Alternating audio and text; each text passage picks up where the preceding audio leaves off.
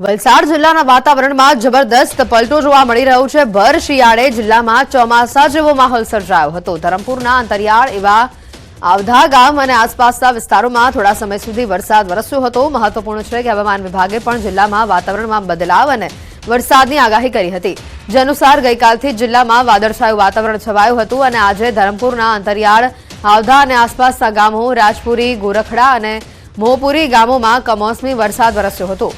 આમ શિયાળામાં વહેલી સવારે વરસાદ વરસતા વાતાવરણ ઠંડુ થઈ જતા લોકોએ ઠંડીમાં ઠૂઠવાવાનો પણ વારો આવ્યો છે। એટલે એક બાજુ અહીંયા ચોમાસા જેવો માહોલ જોવા મળી રહ્યો છે અને બીજી બાજુ ઠંડીનો ચમકારો પણ એ જ પ્રકારે જોવા મળી રહ્યો છે। આ માવઠાથી ખેડૂતોની ચિંતા વધી છે।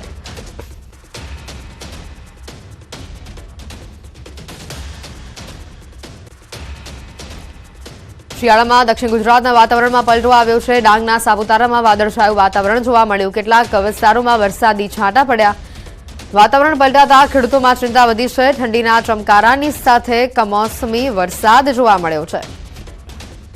વધુ માહિતી મેળવીશું। સંવાદદાતા કેતન જોડાઈ ચૂક્યા છે ફોન લાઈન પર। કેતન, એક બાજુ શિયાળાના દિવસો અને બીજી બાજુ માવઠાનો અહીંયા માર સહન કરવાનો વારો આવ્યો છે। વાતાવરણ ખુશનુમા ચોક્કસથી હશે, પરંતુ ખેડૂતો માટે સૌથી વધારે ચિંતાના સમાચાર।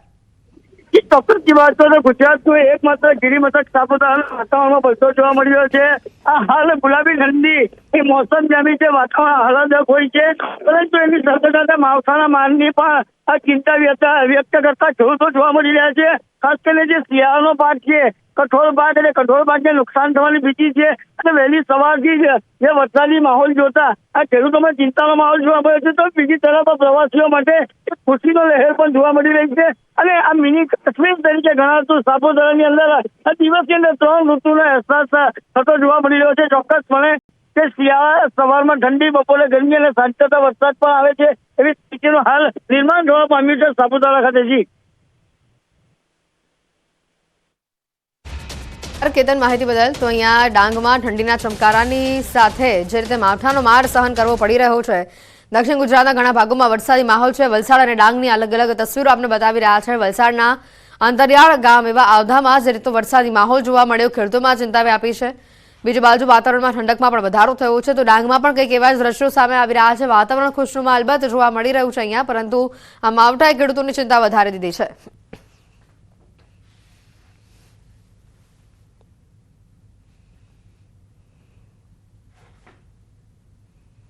અને હવે વાત કરીશું મહાઠગની।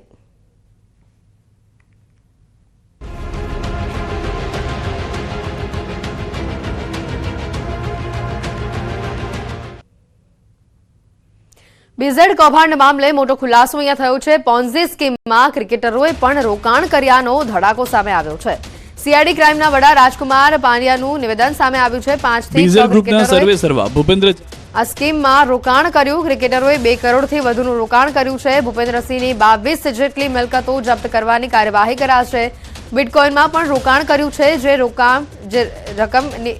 જે રકમનું રોકાણ કરવામાં આવ્યું છે તેને હાલ ફ્રીઝ કરવામાં આવ્યું છે। ભોગ બનનારાઓ સામે આવતા પોલીસને અપીલ કરાઈ છે। ગેરકાયદેસર રોકાણ કર્યું હોવાની પીડિતો સામે આવતા હાલ તપાસો ધમધમાટ શરૂ કરવામાં આવ્યો છે।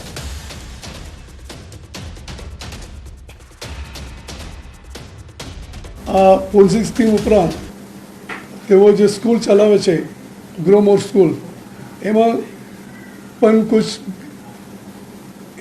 ઇરેગ્યુલારિટીઝ, ફિનાન્શિયલ ઇરેગ્યુલારિટીઝ થઈ છે, એ બાબતે પણ તપાસ થઈ રહી છે। અને આ ઇન્વેસ્ટરમાં કુછ ક્રિકેટર્સ બાબતે પણ ધ્યાન ઉપર આવેલ છે, એ દિશામાં પણ તપાસ થશે। અને આ ઉપરાંત આ જે પ્રોપર્ટી છે, અગાઉ જે મેં કીધું 22 પ્રોપર્ટીઝ, એમાં ગાંધીનગરમાં 3, સાબરકાંઠામાં 12, અરવલ્લીમાં 5 અને અમદાવાદમાં 2, અને એમ વિવિધ જિલ્લાઓમાં કુલ 22 જગ્યા પર પ્રોપર્ટી કરેલ છે છેલ્લા 2-3 સાલમાં। એ પણ ટૂંક સમયમાં કાયદેસરની કાર્યવાહી મુજબ અટેચમેન્ટ કરવાની કાર્યવાહી શરૂ કરવામાં આવશે। તે ઉપરાંત તેઓએ બિનાન્સ, વઝીરેક્સ એવા બિટકોઇનમાં પણ ઘણા રોકાણ કરેલ છે। હાલમાં જે અમારા લેટર આધારે કુછ અમાઉન્ટ્સ એમાં પણ ફ્રીઝ કરવામાં આવશે। લગભગ મોર દેન 500 USDT હાલમાં છે, એ પણ ફ્રીઝ કરવામાં આવેલ છે। એ તમામ ઇન્વેસ્ટર તરીકે આવેલા છે। નહીં એટલે છે ખરા ક્રિકેટરો Yes. નંબર ઓફ ફિગર કહી શકો છો કેટલા છે In few numbers, around 5-6 numbers. 5-6 અને કેટલું રોકાણ એમને કર્યું એવું It varies from lakhs to 2 crores like that. Business ગ્રુપના સર્વે સર્વા ભૂપેન્દ્ર ઝાલાથી અભિભૂત થઈ ગયા છે એજન્ટો અને તેઓને ભગવાન તેઓ માનવા લાગ્યા. વિદેશમાં જલસાના આ દ્રશ્યો જુઓ. બીઝર ગ્રુપના સર્વે સર્વા ભૂપેન્દ્ર ઝાલા અને તેના પંટેરિયા ભોળા લોકોના પૈસે વૈભવી લાઇફસ્ટાઇલ જીવી રહ્યા છે. બેફામ થયેલા આ ઠગબાજો રોકાણકારોના પૈસે લહેર કરી રહ્યા છે, જેનો વધુ એક વિડીયો સામે આવ્યો છે. હજારો લોકોને બાટલીમાં ઉતારી બીઝર ગ્રુપને લાખો કરોડો રૂપિયાનો ફાયદો કરાવનાર એજન્ટોને ભૂપેન્દ્ર ઝાલા વિદેશ ટૂરમાં લઈ જતો હતો. દ્રશ્યોમાં જોવા મળે છે કે મહાઠગ કંપની બીઝર ગ્રુપના એજન્ટ મયુર દરજી સહિતના એજન્ટો બાલીમાં મોજ મસ્તી કરી રહ્યા છે. બાલીમાં ફરીને મોજ આવી ગયા બાદ ભૂપેન્દ્ર ઝાલાને ભક્તિ કરતા હતા. વિદેશ પ્રવાસ કરાવવા બદલ આભાર માનતા એજન્ટો જોવા મળ્યા. બીજી તરફ કૌભાંડી ભૂપેન્દ્ર ઝાલા અને એમએલએ ધવલ ઝાલાની જુગલબંધીના એક બાદ એક વિડીયો જોવા મળી રહ્યા છે. આ વખતે એમએલએ ધવલ ઝાલા અને આરોપી મયુર દરજીનો વિડીયો સામે આવ્યો. મયુર દરજી અને ધારાસભ્ય એક સાથે દેખાયા. બંને એક સાથે ફરતા નજરે પડ્યા. રોકાણકારો સાથે કરોડોની છેતરપિંડી આચરનાર બીઝેડ ગ્રુપે રાજ્યના વિવિધ શહેરોમાં પોતાની ઓફિસો ખોલી હતી. સાબરકાંઠા, અરવલ્લી, મહેસાણા, અમરેલી સહિતના શહેરોમાં ઓફિસ ખોલી હતી. અરવલ્લીના મોડાસા, માલપુર સહિતના શહેરોમાં બીઝેડ ગ્રુપની ઓફિસ ધમધમતી હતી. તેમજ મહેસાણાના વિજાપુરમાં ઓફિસ ખોલી છેતરપિંડી કરતા હતા. તો અમરેલીના રાજુલામાં પણ એક ઓફિસ ખોલી હતી. રોકાણકારોને 3 થી 36% સુધીના વળતરની લાલચ આપતા સાથે જ બીઝેડ ઇલેક્ટ્રોનિક શોરૂમ અને ટ્રેડર્સની 2 ઓફિસો ખોલી હતી. બીઝેડ બ્રાન્ડના ટીવી, એસી, વોશિંગ મશીન પણ તેઓ વેચતા હતા. સમગ્ર કૌભાંડનો મુખ્ય આરોપી ભૂપેન્દ્રસિંહ ઝાલાની હાલ શોધખોળ ચાલી રહી છે. ત્યારે ભૂપેન્દ્રસિંહ ઝાલા વૈભવી લાઇફસ્ટાઇલ જીવતો લોકસભામાં પણ અપક્ષ ઉમેદવાર તે એકવાર ઉભો રહી ચૂક્યો છે અને બાદમાં તેણે પોતાનું ફોર્મ પરત ખેંચી લીધું. તો આલિશાન બંગલામાં રહેવાનું અને લક્ઝુરિયસ કારનો પણ તે શોખીન છે. રાજકીય નેતાઓ સાથે તે વગ ધરાવતો હોવાની પણ માહિતી છે.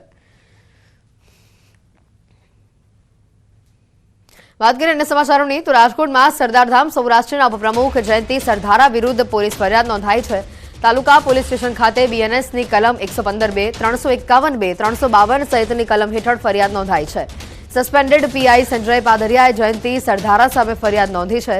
25 નવેમ્બરના રોજ શ્યામ પાર્ટી પ્લોટ ખાતે બનેલા અંતર્ગત ખાસ કરીને ફરિયાદ નોંધાઈ છે. અગાઉ જયંતિ સરધારાએ પીઆઈ પાદરિયા વિરુદ્ધ ફરિયાદ નોંધાવી હતી. પાદરિયાનો આરોપ છે કે જયંતિ સરધારા ખોડલધામ અને પોલીસ વિભાગ અંગે ઘસાતું બોલતા હતા. સમગ્ર મામલાની તપાસ રાજકોટ દક્ષિણ વિભાગના એસીપી બીજે ચૌધરીને સોંપવામાં આવી છે.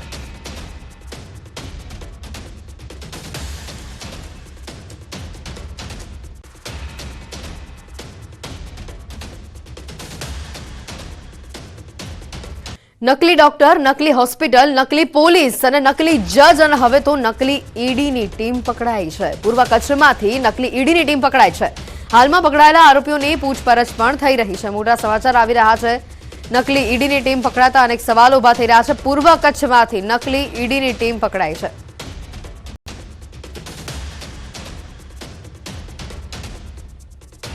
એસટી બસના ડ્રાઈવરો બસને બેફામ હંકારે છે અને જેનો ભોગ નિર્દોષ લોકો બને છે.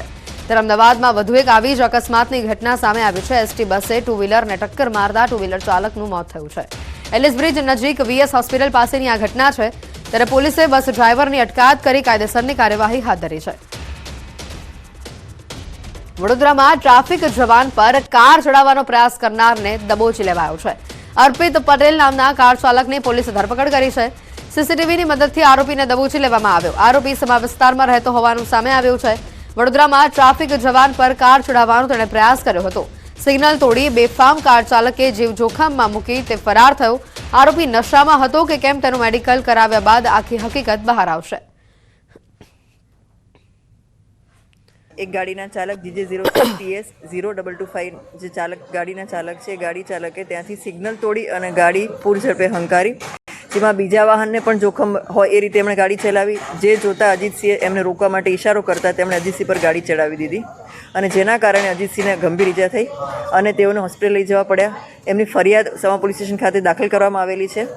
ફૂટેજ અને અન્ય ચેક કરતાં અમને જાણવા મળ્યું કે ગાડીનો ચાલક સમાગામ વેમાલીનો છે ને જેનું નામ છે અર્પિત કુમાર જીતેન્દ્રભાઈ પટેલ.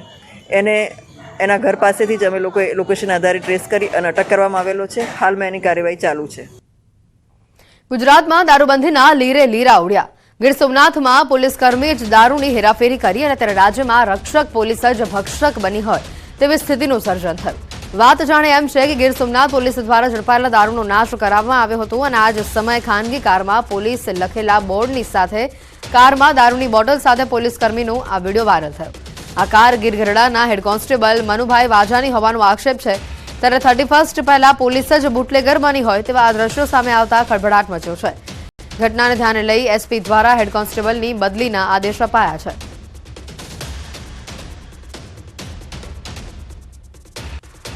નવસારીના બિલીમોરામાં તસ્કરો બેફામ બની રહ્યા છે. ભર બપોરે ગોહરબાગ વિસ્તારમાં ગાડીનો કાચ તોડી 4 લાખ કરતા વધુની રોકડની ચોરી કરવામાં આવી. કોલેજ રોડ ઉપર આવેલા ખાનગી બેંકમાંથી રોકડ ઉપાડી બેંકથી થોડે દૂર કાર પાર કરી પોતાના કામ માટે ગયેલ વેપારીને કારને નિશાન બનાવી. ચોરીની સમગ્ર ઘટના સીસીટીવીમાં કેદ થઈ છે. બિલીમોરા પોલીસે અલગ અલગ વિસ્તારોમાં સીસીટીવી કેમેરાઓ ચેક કરી સમગ્ર મામલે તપાસ શરૂ કરી છે. તો આ તરફ અમદાવાદમાં પણ તસ્કરો બેફામ બન્યા છે. પોર્શ વિસ્તાર વસ્ત્રાપુરના બંગલામાં ચોર ટોળકી ત્રાટકી. અમદાવાદના રસ્તાઓ પર રાત્રે પોલીસના ધાડે ધાડા ઉતારી દેવાયા છે. નબીરાઓને પકડવાના નામે નિર્દોષ લોકોને પકડી પોલીસ તોડપાણી કરી રહી છે. એક રસ્તા ઉપર પોલીસે ધામા નાખ્યા છે, પણ નિર્દોષ કાર ચાલકોને પકડતી પોલીસને તસ્કરો દેખાતા નથી. શહેરના હાર્દસમા વસ્ત્રાપુર વિસ્તારના સત્યમ બંગલોઝમાં ચોર ટોળકી ત્રાટકી હતી. બંગલામાં રહેતો પરિવાર કડકડતી ઠંડીમાં મીઠી ઊંઘ માણી રહ્યો હતો ત્યારે તસ્કરોએ બંગલામાં પ્રવેશીને હાથફેરો કર્યો. સવારના 5 કલાકે ઘરમાં ચોરો ઘૂસ્યા હતા અને રોકડ અને અન્ય બેગ ઉઠાવી ફરાર થઈ ગયા હતા. ચોરોના અવાજને કારણે મકાન માલિક ઉઠી ગયા હતા અને નીચે આવ્યા ત્યાં સુધીમાં ઘરના દરવાજા ખુલ્લા મૂકી ભાગી ગયા હતા.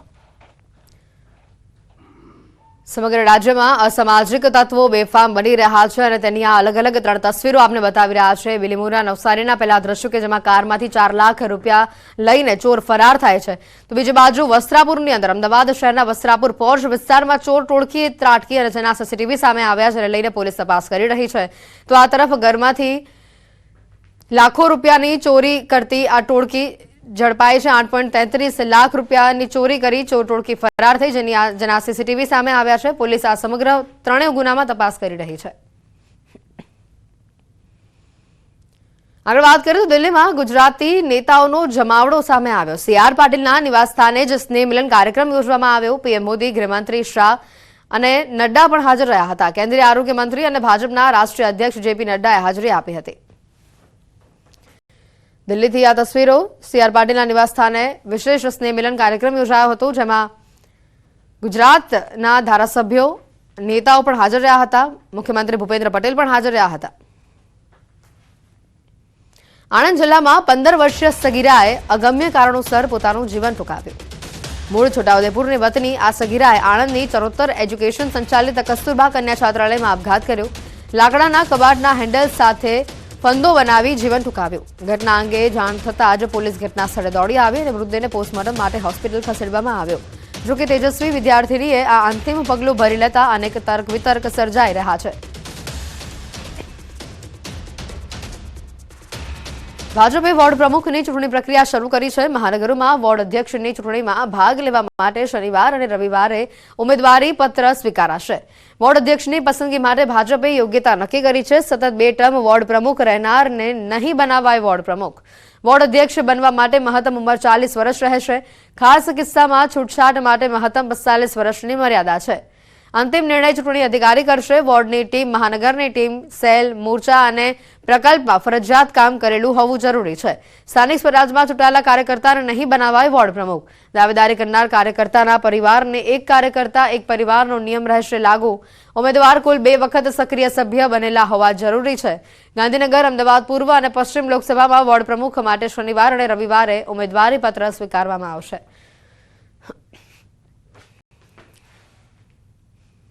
સમાચારોમાં હાલ રોકાઈશું એક બ્રેક માટે.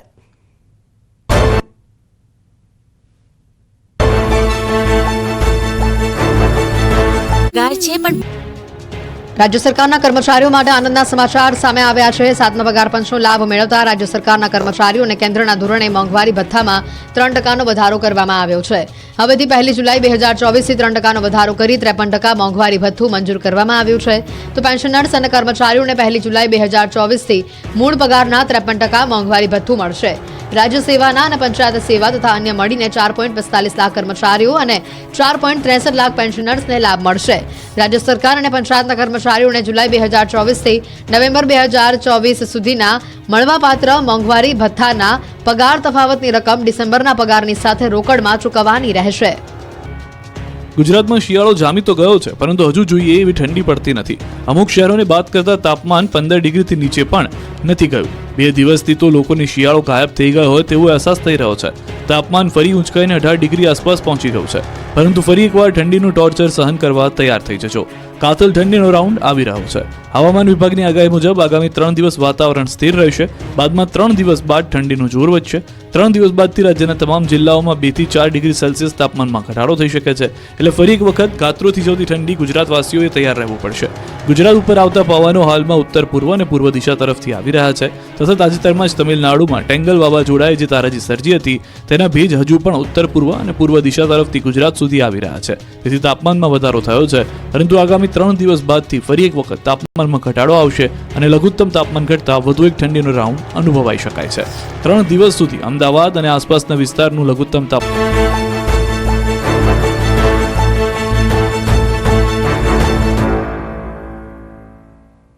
બ્રેક બાદ આપનું સ્વાગત છે. છેલ્લા કેટલાય વર્ષોથી દીવ અને માંડવી બીચના દરિયામાં શિયાળાની ઋતુમાં ડોલ્ફિન માછલી મહેમાન બને છે. ત્યારે આ વખતે પણ દીવ અને ઉનાના માંડવી બીચ ઉપર ડોલ્ફિન દેખાતા સહેલાણીઓ માટે આકર્ષણનું કેન્દ્ર બની હતી. ગુલાબી ઠંડીમાં ડોલ્ફિને દેખા દીધી છે અને જેને જોતા જ સહેલાણીઓ પણ ખુશ જોવા મળ્યા. આ ડોલ્ફિનને નિહાળવા માટે સહેલાણીઓ એડવાન્સમાં બુકિંગ કરાવતા પણ જોવા મળ્યા. ડોલ્ફિન માછલી એક શાંત સ્વભાવની અને દરિયાના પાણીમાં લોકોને જોઈને ઉછળકૂદ કરતી માછલી છે. ડોલ્ફિન સિઝન ચાલુ થાય છે નવેમ્બરથી લઈને જાન્યુઆરીના એન્ડ સુધી હોય છે ડોલ્ફિન. અને અર્લી મોર્નિંગથી લઈ સવારે 7, 7:30થી ચાલુ કરે છે ડોલ્ફિન અમે બતાવવાનું બધા લોકોને. લાસ્ટ 9:30, 10 વાગ્યા સુધી ડોલ્ફિન જોવા મળે છે ને મોટી સંખ્યામાં જોવા મળે છે. ક્યારેક 10નું ઝુંડ હોય છે, ક્યારેક 25નું ઝુંડ હોય છે. તો ઓલ ગુજરાતમાં અહેમદપુર માંડવી બીચ ઉપર જ વધારે પડતે ખાસ ડોલ્ફિન જોવા મળે છે અહીંયા. નવસારીના વિજલપુર પાલિકા વિસ્તારમાં 5 ડિસેમ્બરથી 16 જાન્યુઆરી સુધી પાણી કાપ રહેશે. એટલે કે 45 દિવસ સુધી શહેરીજનોને માત્ર એક જ સમય પર પીવાનું પાણી મળશે. દક્ષિણ ગુજરાતની ઉકાઈ કાંકરાપાર સિંચાઈ યોજના હેઠળ આવતી નહેરનું સમારકામ થવાનું છે અને જેની અસર નવસારીના શહેરીજનો પર જોવા મળશે. સાથે જ ગણદેવી અને સુપા વિસ્તારના ખેડૂતોને 45 દિવસ સુધી સિંચાઈ માટેનું પાણી કાપ રહેશે. તેમજ ચીખલી અને વલસાડ વિસ્તારની ઉકાઈ કાંકરાપાર સિંચાઈ યોજના હેઠળ આવતી નહેરમાં 11 ડિસેમ્બરથી લઈને 3 ફેબ્રુઆરી સુધી પાણી કાપ રહેશે. છોટાઉદેપુર નગરપાલિકા દ્વારા 1,70 લાખના ખર્ચે મલ્ટીપર્પઝ બિલ્ડિંગ બનાવવામાં આવે છે. પાલિકાને આર્થિક મદદ મળે તે હેતુસર છોટાઉદેપુરના પ્રાઇમ લોકેશન ઉપર આ બિલ્ડિંગ બનાવવામાં આવી છે, જેમાં 40 દુકાનોનો સમાવેશ થાય છે. વેપારીઓને પણ આ કોમ્પ્લેક્સમાં દુકાનો લેવાનો ભારે ઉત્સાહ હતો, પરંતુ તેની હરાજી ન થતા 5 વર્ષથી તૈયાર થયેલ આ કોમ્પ્લેક્સ હાલ ધૂળ ખાઈ રહ્યું છે. ઉલ્લેખનીય છે કે જે જમીન પર બિલ્ડિંગ બનાવાઈ છે તેની પહેલા આ જમીન પર આંગણવાડી હતી, જેનો હેતુ ફેર કરવાની પ્રક્રિયા પૂર્ણ પણ નહોતી થઈ અને તેની પહેલા જ આ ઇમારત ઊભી કરી દેવામાં આવી, જેથી હરાજી અટકી ગઈ છે. ધૂળ ખાતું આ કોમ્પ્લેક્સ જાણે શૌચાલય બની ગયું હોય તેમ લોકો અહીંયા શૌચક્રિયા માટે જ તેનો ઉપયોગ કરી રહ્યા છે. જ્યાં જુઓ ત્યાં ગંદકી જ ગંદકી જોવા મળી રહી છે અને જેથી સ્થાનિકો તેમજ વેપારીઓની એક જ માંગ છે કે આ પ્રશ્નનો જલ્દીથી નિકાલ આવે. ઉદયપુરમાં ધંધાકીય જગ્યા જોવા જાય તો સૌથી સારી અને અનુકૂળ જગ્યા છે ધંધા માટે, અને એમને એમ વેડફાઈ રહી છે, જેના માટે અધિકારીઓ પણ બેદરકારી દાખવી રહ્યા છે અને એનો કોઈ ઉકેલ લાવતા નથી. 7-8 વર્ષથી પડી રહ્યું છે અને નથી હરાજી થતી કે કંઈ નથી, અને બિલકુલ બેકાર મૂતરડી બનાવી દીધી છે. આટલા રૂપિયા ખર્ચો કર્યા પછી બી 5 વર્ષ પહેલા 2 કરોડના ખર્ચે મલ્ટીપર્પઝ બનાવવામાં આવેલું તે આજે બિલકુલ હવાળ પરિસ્થિતિમાં પડી રહ્યું છે. એનો કોઈ ઉપયોગ નથી અને લોકો ત્યાં ગંદકી કરે છે. જનતાના પૈસાનો આવો ખરાબ રીતથી વેડફાટ થયેલો છે. બસ કમ શોપિંગ સેન્ટર જે પેટ્રોલ પંપ ચોકડી ઉપર બનાવવામાં આવેલું છે તેની ફાઇલ હાલમાં નિયામક શ્રી શહેરી વિકાસ ખાતે ચાલેલ છે, હરાજીની ફાઇલ. એ ત્યારબાદ ત્યાંની મંજૂરી મળીએથી અમારા દ્વારા હરાજી કરવામાં આવશે અને તેની બોલી લાગશે અને એની હરાજી કરી ચૂકવણું કરું. 1,70,00,000ના ખર્ચે બિલ્ડિંગ બનેલું છે. છોટાઉદેપુરના મધ્યમાં આવેલ જે નગરપાલિકા દ્વારા બિલ્ડિંગ બનાવવામાં આવી હતી, આપણે તસવીર બતાવવા માંગીશું. પેટ્રોલ પંપ 4 રસ્તા જે નગરની મધ્યમાં આવેલું છે, ત્યાં આગળ જે આલિશાન અદ્યતન સુવિધાવાળી બિલ્ડિંગ જે ઊભી કરવામાં આવી છે, પરંતુ હાલ શોભાના ગાંઠિયા સમાન છે. તેનું કારણ તો જાણી નથી શકાયું, પરંતુ કહેવામાં આવે છે કે આ જે 40 જેટલી દુકાનો પાડવામાં આવી છે, આ વિસ્તારના લોકોને રોજગારી મળે અને નગરપાલિકાની આવક થાય તે હેતુથી આ બિલ્ડિંગ બનાવવામાં આવ્યું હતું, પરંતુ આજે કેટલાક સમયથી આની હરાજી થઈ નથી અને આ વિસ્તારના લોકોને આનો લાભ મળ્યો નથી. જ્યારે તંત્રની બેદરકારીને લઈને હાલ આ બિલ્ડિંગની અંદર અવારનવાર નુકસાનો થતા હોય છે અને હાલ આ વિસ્તારના લોકો ફક્ત એક જ માંગ કરે છે કે જો આ બિલ્ડિંગને હરાજી કરવામાં આવે તો આ વિસ્તારના લોકોને સારી રોજગારી મળી શકે તેમ છે. સેજબ ખત્રી, ન્યૂઝ 18 ગુજરાતી, છોટાઉદેપુર. બીએપીએસ કાર્યકર સુવર્ણ મહોત્સવનો આકાશી નજારો સામે આવ્યો છે. કાર્યકરોના અભિવાદન કાર્યક્રમને હવે માત્ર 2 જ દિવસ બાકી રહ્યા છે, ત્યારે તડામાર તૈયારીઓનો અમદાવાદના નરેન્દ્ર મોદી સ્ટેડિયમનો આ અદભુત ડ્રોન નજારો પણ સામે આવ્યો. વિવિધ વિભાગો દ્વારા ડાન્સ પરફોર્મન્સની જબરદસ્ત તૈયારીઓ કરવામાં આવી રહી છે. 2000થી વધુ પરફોર્મર વિવિધ ડાન્સ અને સાંસ્કૃતિક કાર્યક્રમો કરશે. ત્યારે એલઈડી લાઇટિંગ અને રાઉન્ડ ટ્રેકને ખાસ કરીને આખરી ઓપ આપવામાં આવ્યો છે. 7મી અમદાવાદમાં પ્રમુખ સ્વામી મહારાજની ભક્તિના રંગમાં આખું અમદાવાદ શહેર રંગાશે. બીએપીએસ સંસ્થાનો આંતરરાષ્ટ્રીય કાર્યકર સુવર્ણ મહોત્સવ યોજાશે.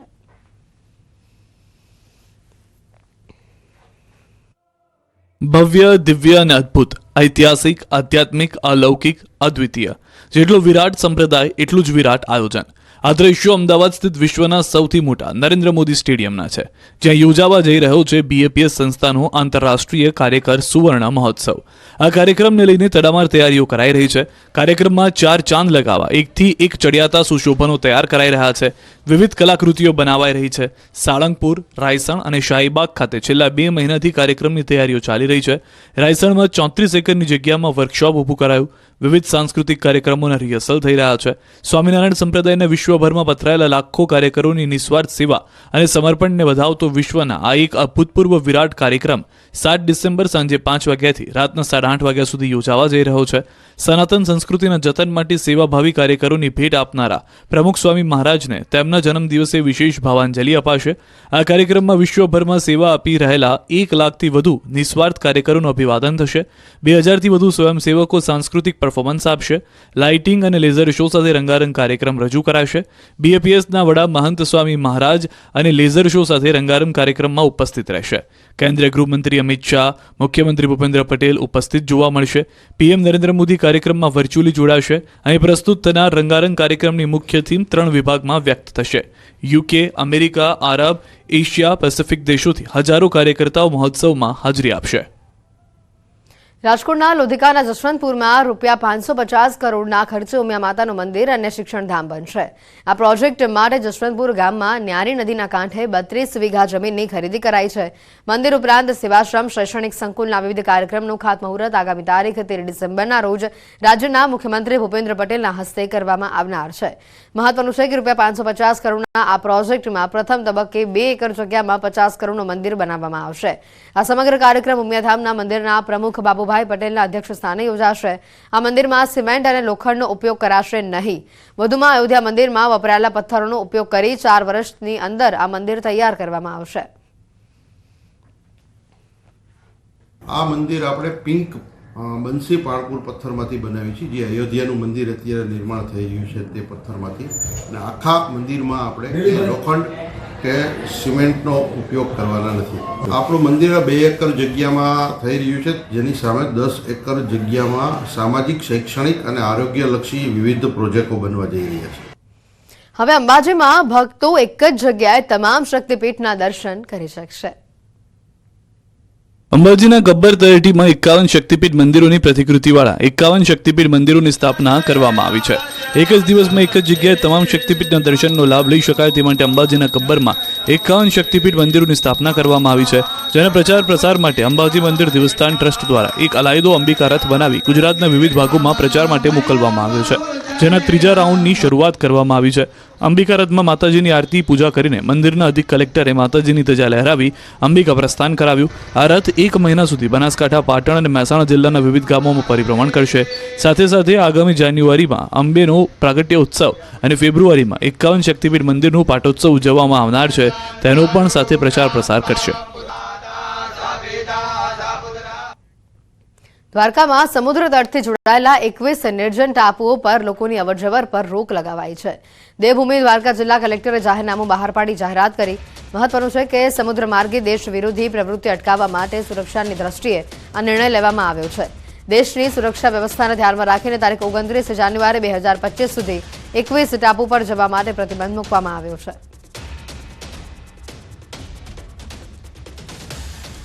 મહત્વની વાત છે 21 ટાપુ પર લોકોના જવા પર પ્રતિબંધ લગાવવામાં આવ્યો છે. દ્વારકા કલેક્ટર દ્વારા સમગ્ર મામલે જાહેરનામું પ્રસિદ્ધ કરવામાં આવ્યું. મહત્વનું છે કે સમુદ્ર માર્ગે દેશ વિરોધી પ્રવૃત્તિઓ અટકાવવા માટે સુરક્ષાની દ્રષ્ટિએ આ નિર્ણય લેવાયો છે. દેશની સુરક્ષા વ્યવસ્થાને ધ્યાનમાં લઈને આ નિર્ણય લેવાયો છે.